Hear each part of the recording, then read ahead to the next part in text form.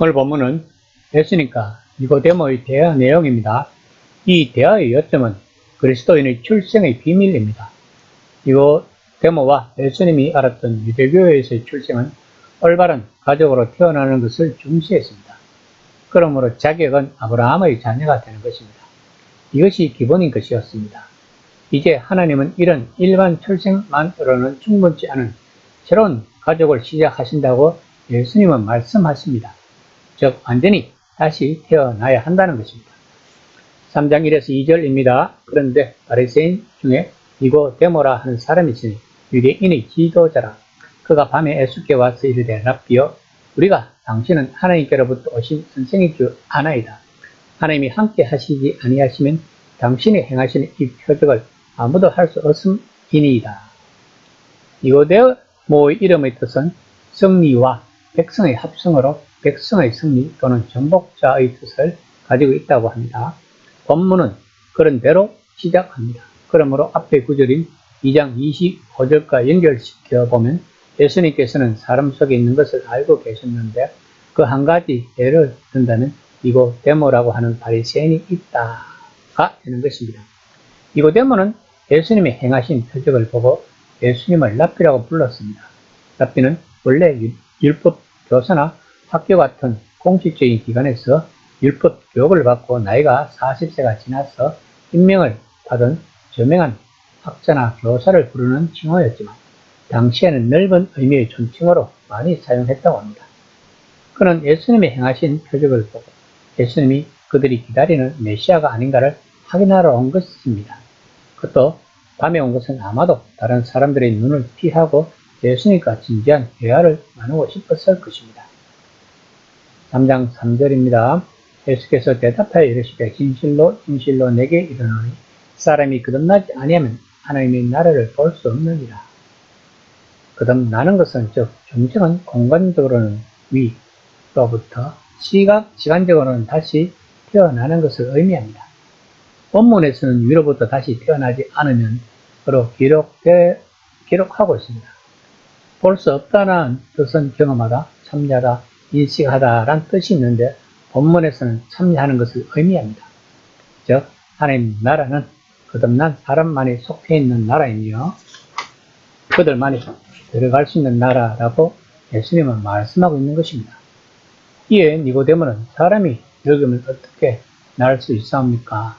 두 번째 못해 들어갔다가 나올 수 있사옵니까? 다음에 있을 수 없다고 대답을 합니다. 이에 대한 예수님의 대답은 3장 5에서 6절입니다. 예수께서 대답하시되 진실로 진실로 내게 이르노니 사람이 물과 성령으로 나지 않으면 하나님 나라에 들어갈 수 없느니라.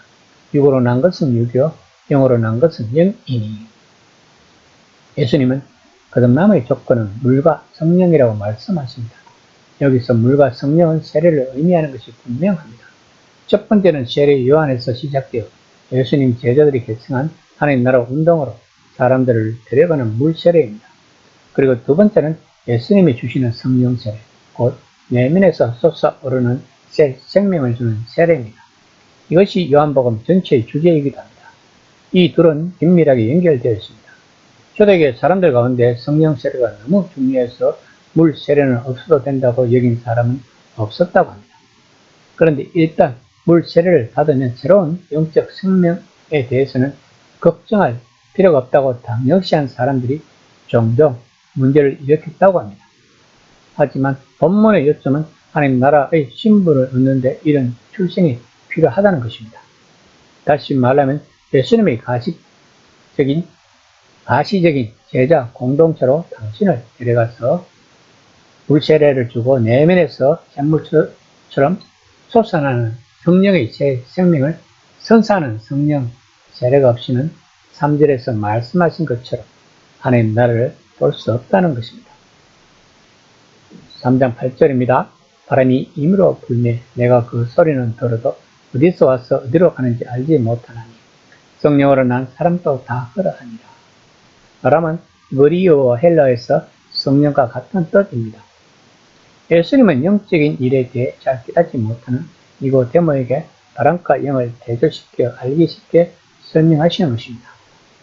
바람이 원하는 대로 불기 때문에 사람이 마음대로 좌우할 수 없는 것처럼 성령의 역사도 사람의 의사나 제대로 속박할 수 없다는 것입니다.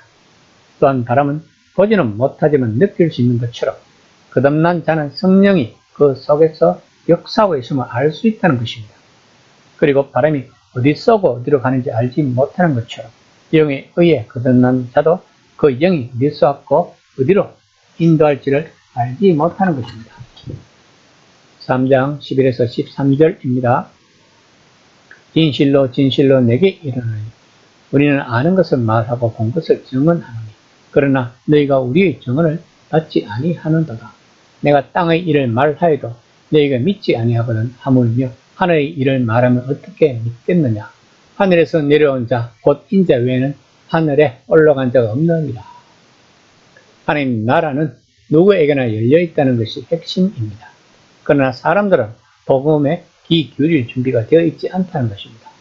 본문은 예수님이 새로운 지식, 새로운 종류의 알에 대해 말씀하시는 여러 본문 중 첫 번째 말씀인 것입니다.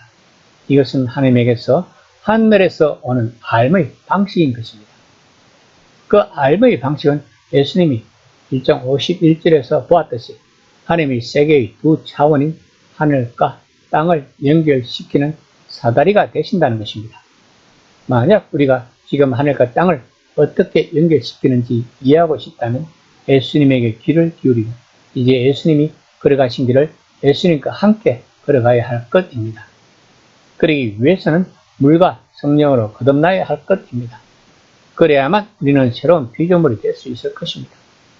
고린도후서 5장 17절 말씀입니다. 그런즉 누구든지 그리스도 안에 있으면 새로운 피조물이라. 이전 것은 지나갔으니 보라 새 것이 되었도다. 이 시간 나는 과연 물과 성령으로 거듭났는지를 한번 심각하게 생각해보는 시간이 되었으면 합니다.